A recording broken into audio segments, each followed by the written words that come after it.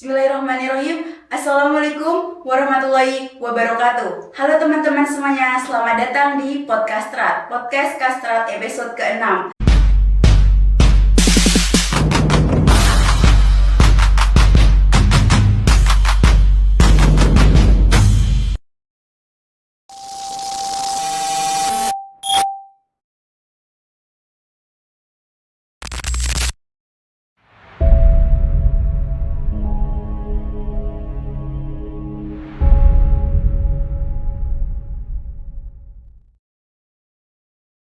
Bismillahirrahmanirrahim. Assalamualaikum warahmatullahi wabarakatuh. Halo teman-teman semuanya, selamat datang di Podcast Kastrat episode ke-6 yang diadakan oleh HMJ S1 Farmasi Universitas Setiabudi di bawah naungan Kajian Strategi dan Advokasi bersama saya Arum Rodiana selaku host pada podcast kali ini. Nah, untuk podcast kali ini bertemakan tentang pemerataan apoteker di luar Pulau Jawa.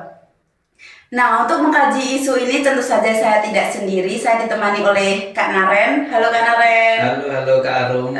Gimana nih Kak kabarnya? Alhamdulillah baik, setelah lebaran kita bisa ketemu lagi lah. Mudik ya Kak kemarin? Iya, mudik alhamdulillah. Baik, teman-teman semuanya yang belum tahu Kak Naren itu siapa, beliau adalah staf Sekjen Kastrat Isma Farsi periode 2022 sampai 2024. Mungkin teman-teman sudah pernah melihat dan mendengar entah itu dari internet, sosial media, atau dari platform lainnya tentang Indonesia krisis apoteker. Sebenarnya permasalahan ini bukan hanya terjadi pada profesi apoteker saja, namun juga terjadi pada tenaga kesehatan lainnya loh. Menurut data Kementerian Kesehatan, tenaga kesehatan Indonesia pada tahun 2022 mencakup 1,4 juta orang, dan jumlah tersebut profesi apoteker ada sebanyak 121.629. Nah Kak, mau tanya nih Kak, memangnya jumlah ideal apoteker di Indonesia saat ini itu berapa sih Kak? Oke, ini berarti tentang kecukupannya. Jumlah ideal apoteker di Indonesia atau tenaga kefarmasian di Indonesia itu menurut WHO itu sebetulnya satu tenaga kefarmasian atau satu apoteker itu tuh dapat menaungi 1.000 masyarakat atau 1.000 manusia gitu. Artinya ketika kita berbicara tentang jumlah ideal apoteker, perlu kita pertimbangkan atau kita juga memperhitungkan tentang jumlah penduduk Kak Arum. Nah, jadi kalau misalkan sekarang jumlah penduduk Indonesia per 2022 itu atau per 2023 itu jumlahnya sekitar 275 atau lebih 275 juta penduduk gitu.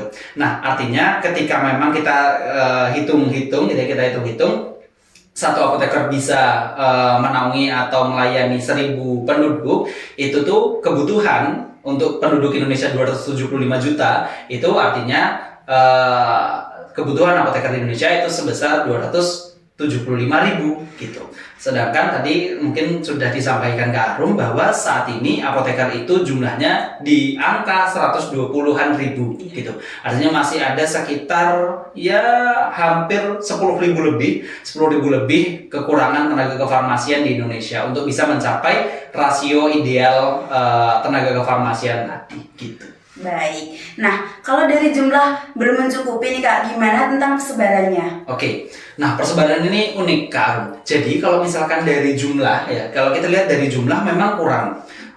Kebutuhannya sekitar 270-an ribu, sekarang ada 120-an ribu. Tapi kalau misalkan kita lihat persebarannya, data dari BPS tahun 2022 itu terlihat bahwa jumlah apoteker di Indonesia untuk Provinsi Jawa Barat, Provinsi Jawa Tengah, dan Provinsi Jawa Timur itu sudah mencapai 46%. Artinya hampir setengah apoteker di Indonesia itu berada di Pulau Jawa, bukan ya? Bahkan di 3 provinsi ini saja. Kita belum berbicara kalau Pulau Jawa masih ada Provinsi Banten, ada daerah khusus Jakarta sama daerah istimewa Yogyakarta. Masih ada 3 provinsi yang belum kehitung. Artinya bisa saja untuk Pulau Jawa aja itu jumlah apotekernya itu bisa lebih dari 50% jumlah apoteker di Indonesia gitu. Jadi mungkin tadi 121.000 ya, 121.000, hampir setengahnya itu ada di 3 provinsi ini aja gitu. Jadi benar-benar ini jadi permasalahan ketika persebarannya hanya terfokus di Pulau Jawa, tapi di Pulau Sumatera itu betul-betul yang Kak Arum tadi sebut adalah masih krisis apoteker gitu. Baik, Kak. Dari pengamatan kakak sendiri nih, sebenarnya kenapa hal ini bisa terjadi? Oke. Kenapa ini bisa terjadi? Sebetulnya kalau misalkan faktor-faktor yang mempengaruhi itu mungkin ada banyak, Karum. Tapi kalau misalkan dari pengamatan saya pribadi, mungkin ini permasalahannya satu jalur, tapi akan kita bahas dari tiga sudut pandang atau 3 poin. Yang pertama itu permasalahannya perlu kita tinjau dari individunya. Maksudnya individunya dalam hal ini adalah si apotekernya gitu. Kalau misalkan si apoteker gitu ya, si apoteker itu atau tenaga kesehatan lainnya, karena ini bukan hanya terjadi di tenaga kefarmasian aja, tapi juga di tenaga kesehatan lainnya, misalkan dokter, terus kemudian tenaga kesmas, gizi dan seterusnya, itu juga ada beberapa yang memang juga kekurangan gitu. Nah, untuk apoteker atau tenaga kefarmasian sendiri itu kalau dilihat dari individu atau tenaga kesehatan lainnya, itu tuh faktor kenapa kurang merata itu ada pada minat dan mindsetnya. Nah, itu pertama. Kok bisa terkait dengan minat atau mindset dari individunya? Jadi gini, mungkin banyak dari kita atau relate bagi teman-teman semua, kita sebagai nanti tenaga kerja, tenaga kesehatan, pasti pengen akses yang mudah, pasti pengen akses makan, akses hiburan yang memadai gitu. Dan itu bisa didapat di perkotaan tentunya. Perkotaan di Indonesia atau pusat pembangunan di Indonesia itu terpusat di Pulau Jawa gitu. Pada akhirnya pasti banyak teman-teman di luar sana yang berpikir bahwa kalau misalkan saya kerja nanti di Jawa aja deh. Nanti kalau saya kerja mau di dekat rumah aja deh gitu. Kalau misalkan mau ditempatin di luar Pulau Jawa, nanti pasti yang ditakutin gimana akses makannya, belum cocok sama makanannya, belum cocok sama sosialnya. Terus abis itu masih belum lagi pengeluaran, jumlah pengeluaran yang harus dikeluarkan untuk transportasi itu benar-benar berat gitu. Nah, dan mindset ini atau kesadaran ini dari individu-individu tenaga kesehatan kita atau kita pada umumnya itu menjadi faktor utama kenapa tidak meratanya apoteker atau tenaga kesehatan di Indonesia. Karena memang dari kitanya, maksudnya dari individunya, dari kita sendiri punya pemikiran seperti itu gitu. Nah, kemudian yang kedua, poin kedua, tapi masih di jalur yang sama juga, itu dari peran pemerintah. Maksudnya peran pemerintah kenapa? Kalau misalkan kita melihat tadi masalah pertama, pandangan saya pribadi adalah karena minat kita. Minat kita turun karena akses yang susah. Akses yang susah itu berhubungan dengan keberadaan hiburan, keberadaan tempat makan, dan keterjangkauan. Artinya accessibility yang tinggi gitu. Nah, ini berarti ada hubungannya dengan fasilitas pelayanan kesehatan di pelosok, khususnya dalam hal ini adalah di luar Pulau Jawa. Fasilitas pembangunan atau fasilitas publik, fasilitas pelayanan kesehatan itu tentu berbeda antara di Pulau Jawa dan juga di luar Pulau Jawa, entah itu di Pulau Sumatera, Kalimantan, Sulawesi dan Papua. Nah, kalau misalkan kondisi seperti ini, artinya berkurangnya minat individu tadi berhubungan pada kurang meratanya pembangunan di Indonesia, dan ini mungkin perlu juga ada dorongan dari pemerintah. Nah, ini mungkin sedikit info untuk Kak Arum dan teman-teman mungkin ya yang menonton podcast ini.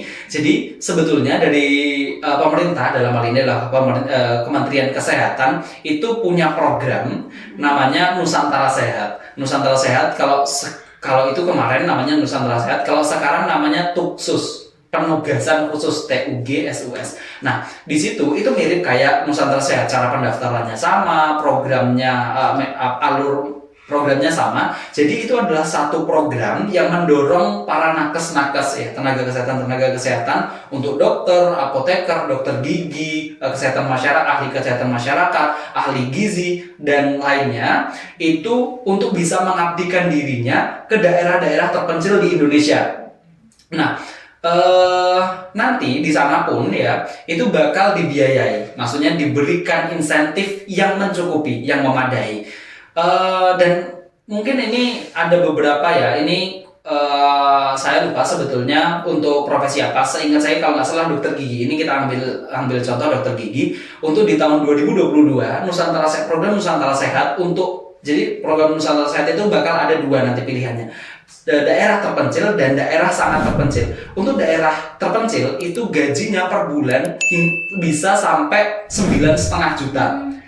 Sedangkan untuk yang daerah sangat terpencil itu gajinya bisa mencapai 12 juta per bulan. Jadi memang sebetulnya kalau misalkan yang dipermasalahkan oleh individu kita itu adalah terkait dengan gaji. Wah, kalau misalkan di Pulau Jawa kan gajinya lebih tinggi. Kalau misalkan di luar Pulau Jawa lebih susah gitu, lebih rendah gitu, dalam tanda kutip lebih rendah. Nah, sebetulnya dari pemerintah juga sudah memberikan dorongan terhadap itu. Tapi pada kenyataannya ini pun menjadi ya renungan kita bersama dari pengalaman keluarga kakak juga yang kemarin sempat ikut di program Nusantara Sehat. Itu kebutuhan dokter gigi itu 21. Untuk kalau nggak salah itu entah untuk yang nasional, entah itu untuk yang provinsi Sumatera Utara waktu itu. Kebutuhannya 21. Tapi kamu tahu berapa yang daftar? Itu hanya 4 yang daftar. Ya, 4 kan? 4 yang daftar. Jadi kalau misalkan kita berbicara tentang kurang dari pemerintah kurang masif untuk memberikan insentif, kurang ada program yang menjurus dan bermanfaat dan memberikan timbal balik yang besar. Itu sebetulnya kita harus berkaca lagi kepada diri sendiri, karena jumlah yang seharusnya itu aja itu jauh ya yang daftar loh ya. Ini kita bicara yang daftar, bukan yang tersebar gitu. Yang tersebar tentu pasti juga ikut rendah ketika yang daftar juga sedikit gitu. Jadi berhubungan dengan yang tadi, berhubungan dengan minat atau mindset individu nakes sekarang, yang pasti memikirkan juga bagaimana gaji, bagaimana akses, bagaimana sosial, kondisi sosial itu mempertimbangkan ketika memang mereka harus bekerja di luar Pulau Jawa gitu. Tapi di sini pemerintah juga menjadi PR pemerintah bahwa itu menjadi kesadaran.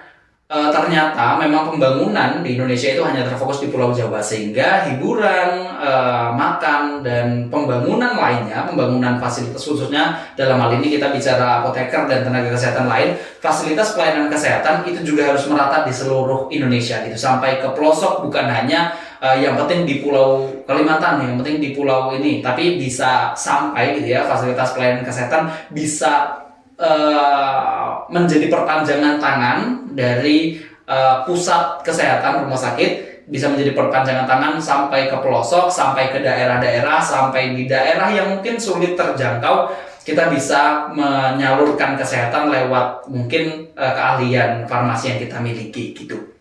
Terus kemudian yang ketiga, ini juga mungkin pandangan saya ada satu poin yang mungkin telaahan dari saya pribadi. Nah, gini Kak, poin ketiga ini, kenapa kurang meratanya apoteker atau tenaga kefarmasian di Indonesia, itu berhubungan sama minat tadi. Minat, terus kemudian kalau unsur pemerintah, poinnya pemerintah tadi hubungannya adalah karena pembangunan yang kurang merata bikin minat yang menurun gitu. Itu kan juga berhubungan. Nah, poin ketiga ini juga ada hubungannya. Jadi yang ketiga itu ada di perguruan tinggi. Maksudnya perguruan tinggi. Jadi pada saat pendidikan pasti teman-teman juga mungkin tahu ada namanya KKN, ya KKN atau program pengabdian lainnya lah.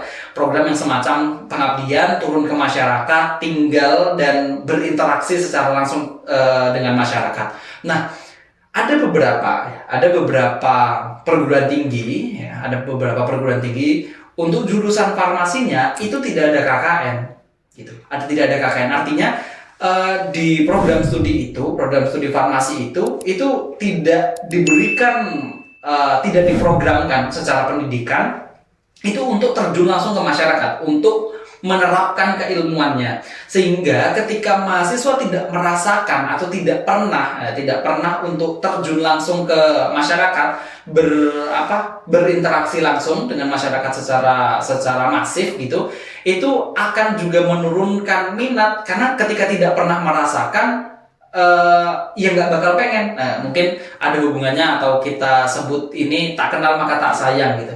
Ya kalau misalkan nggak pernah nyoba pengabdian di masyarakat, atau tidak pernah KKN atau pengabdian di daerah Pulau Jawa, di daerah terpencil, ya tidak akan mau untuk keluar dari Pulau Jawa gitu. Jadi itu mungkin sebetulnya ini yang saya bicarakan di kali ini itu hanya tentang minat, tapi ada 3 poin dari individu, dari peran pemerintah, dan juga peran perguruan tinggi itu mempengaruhi si faktor minat ini tadi. Jadi memang betul garisnya cuma minat, tapi di situ ada tentang kepuasan kita, kepuasan pribadi, kepuasan individu, terus kemudian juga akses yang kurang ketika pembangunan kurang merata, artinya bukan cuma dari bangunan ya, kita bukan cuma fasilitas, itu bukan tentang bangunan, tapi juga tentang alat, peralatan, dan ini kalau misalnya kita pasti erat dengan distribusi obat-obatan, itu perlu juga kita pikirkan ketika di luar Pulau Jawa. Biaya pengiriman itu akan juga menjadi pikiran yang perlu dipertimbangkan gitu, sehingga memang diperlukan sebuah pembangunan, sebuah kerjasama ya, kerjasama antar pihak ya, semua harus berkolaborasi, semua harus ikut serta untuk bisa aware terhadap permasalahan ini. Pemerataan apoteker, pemerataan tenaga kesehatan di Indonesia itu bukan cuma masalah individunya aja, bukan salahnya apoteker aja, bukan salahnya perguruan tinggi aja, bukan salah pemerintah aja. Tapi ketika memang ketiga atau berbagai pihak ini bekerja sama dan menyadari ini dan punya kesadaran untuk merubah dan menyelesaikan permasalahan ini, tentunya insya Allah kita akan punya masa depan, kita akan punya harapan bahwa sampai akhirnya nanti di Indonesia semua bisa sehat ya, derajat kesehatan di Indonesia bisa tercapai gitu. Banyak banget ya teman-teman dari pengamatan Kak Narin sendiri nih. Kita lanjut ke apa sih Kak dampak yang ditimbulkan ketika di Indonesia masih krisis apoteker? Oke, ini berlanjut ya. Tadi kita kaji masalahnya, terus kita coba lihat dampaknya. Sebetulnya kalau dampaknya ada banyak sih.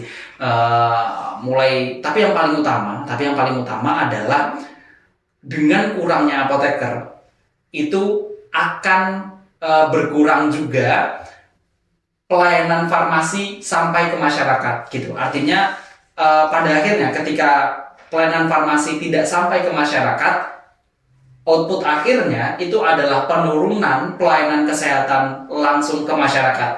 Dan ketika itu terjadi, penurunan pelayanan kesehatan di masyarakat itu terjadi, itu ya pada akhirnya akan membuat derajat kesehatan masyarakat Indonesia itu akan juga ikut menurun gitu. Dan itu pertama ya, penurunan pelayanan kesehatan. Itu yang pertama. Terus kemudian yang kedua adalah mudahnya gini. Kalau misalkan orang sakit itu pengen kembali sehat, pasti di pikiran kita adalah minum obat gitu. Pasti pertama kali adalah minum obat, atau kalau misalkan sudah parah pasti ke rumah sakit gitu. Nah, kita sebagai apoteker tentunya sebagai orang yang punya keahlian dan disiplin ilmu terhadap obat-obatan dan juga punya peran dalam upaya promotif, preventif, kuratif dan rehabilitatif, itu punya peran di sini. Karena kita farmasis itu sangat bisa dan punya peluang besar dan punya peran penting dalam menjadi perpanjangan tangan di masyarakat gitu. Sehingga dampak yang paling utama tadi, kita kalau misalkan apoteker atau ahli farmasinya ini tidak sampai ke pelosok gitu, pada akhirnya orang-orang di pelosok tidak akan mendapat suplai yang sama. Mereka akan merasakan ketimpangan ya, merasakan ketidakseimbangan dan perbedaan yang luar biasa, dan tidak mendapatkan akses terhadap obat-obatan tentunya gitu. Sehingga ini dampaknya sebenarnya kecil ya, maksud ini dampaknya besar, tapi ketika ini terus dibiarkan, maka peningkatan derajat kesehatan masyarakat Indonesia seperti yang dicanangkan oleh pemerintah itu akan sulit tercapai gitu. Maka dari itu memang ini perlu menjadi fokus kita bersama, perlu kita benahi gitu, perlu kita kita harus punya interesting terhadap permasalahan pemerataan apoteker di Indonesia ini gitu. Baik Kak Naren, ada nggak Kak korelasi antara jumlah apoteker dan jumlah pendidikan profesi di Indonesia itu? Oke, ini juga walaupun agak keluar ya dari pemerataan, tapi apakah ada korelasi antara jumlah apoteker dan juga jumlah pendidikan profesi khususnya? Jadi betul ada korelasi dan sangat besar kan. Jadi gini, kalau kita analogikan, kalau misalkan kita anggap apoteker yang 120.000 itu adalah produk gitu ya, tentu ada pabriknya gitu. Apoteker dalam hal ini adalah produknya, produsennya. Kalau tadi produk jajan misalkan, itu ada pabriknya. Kalau apoteker itu pabriknya adalah pendidikan profesi, ya, PSPA, program studi profesi apoteker gitu. Nah, kekurangan jumlah apoteker ini kaitannya sangat erat dengan kurangnya jumlah PSPA di Indonesia. Per 2022 dilansir dari Asosiasi Perguruan Tinggi Farmasi Indonesia (PTFI), jumlah pendidikan PSPA di Indonesia itu nggak sampai 60 di tahun 2022 ya, nggak sampai 60. Sedangkan PSSF-nya, program studi sarjana farmasinya atau S1 farmasinya itu ada hampir 300 berapa belas gitu, 300 berapa belas. Nah, kalau misalkan kita hitung-hitungan lagi nih kan, anggaplah yang sarjana farmasi PSSF itu 300. Anggaplah yang PSPA tadi walaupun kurang dari 60, 57 cuman kita anggap 60.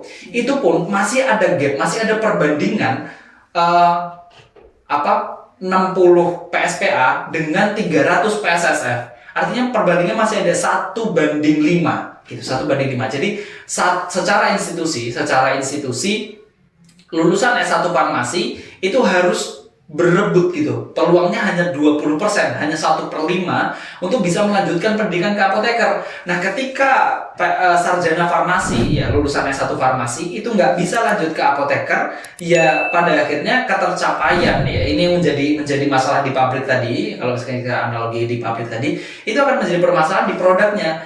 Makanya ketika saat ini profesi apoteker atau jumlah apoteker itu kurang, ya kita bisa menelisiknya, kita bisa tarik benang merahnya. Permasalahannya juga disebabkan oleh kurangnya pendidikan profesi di Indonesia gitu. Jadi itu kurang lebih korelasinya. Karena kenapa kok bisa jumlahnya sedikit, produknya sedikit? Ya karena produsennya itu juga terdapat kekurangan di Indonesia gitu. Baik Kak Naren. Nah, kita udah bahas panjang kali lebar nih Kak mengenai pemerataan apoteker di luar Pulau Jawa. Nah, saya dapat ambil kesimpulan bahwa rasio ideal apoteker secara khusus dan tenaga kefarmasian pada umumnya di Indonesia masih belum ideal. Kita masih membutuhkan sekitar 150.000 nafar lagi untuk bisa mencapai rasio ideal. Persebaran apoteker di Indonesia masih berfokus di Pulau Jawa. Hampir dari setengah jumlah apoteker di Indonesia berada di Provinsi Jawa Barat, Jawa Tengah, dan Jawa Timur saja. Nah, selanjutnya beberapa faktor yang mempengaruhi permasalahan persebaran ini dapat terjadi, di antaranya kurangnya minat individu untuk memberikan pelayanan kesehatan di daerah luar Jawa, belum meratanya pembangunan fasilitas pelayanan kesehatan terutama di daerah-daerah terpencil, kurangnya dorongan program pengabdian sejak perguruan tinggi. Lalu, kurangnya jumlah dan pemerataan nafar di Indonesia akan menurunkan tingkat pelayanan kesehatan kepada masyarakat. Nah, terakhir, pendidikan tinggi, khususnya pendidikan profesi apoteker, menjadi faktor penting belum terwujudnya jumlah apoteker ideal di Indonesia. Gitu ya, Kak? Ya, betul, kurang lebih itu sudah terangkum semua. Iya. Baik Kak, terima kasih Kak Naren udah mampir meluangkan waktunya di podcast kali ini. Semoga kita bisa berdiskusi lagi di lain waktu. Insya Allah dapat kesempatan lagi lah bisa ketemu lagi. Amin. Sehat terus Kak buat Kak Naren. Ya terima kasih. Nah, terima kasih teman-teman podcast semuanya yang telah mendengarkan podcast kali ini yang dari awal hingga akhir. Dan saya selaku host serta mewakili teman-teman semuanya mengucapkan mohon maaf bila banyak salah dari kami. Saya selaku Arun Rodiana pamit undur diri. Wassalamualaikum warahmatullahi wabarakatuh. See you next time.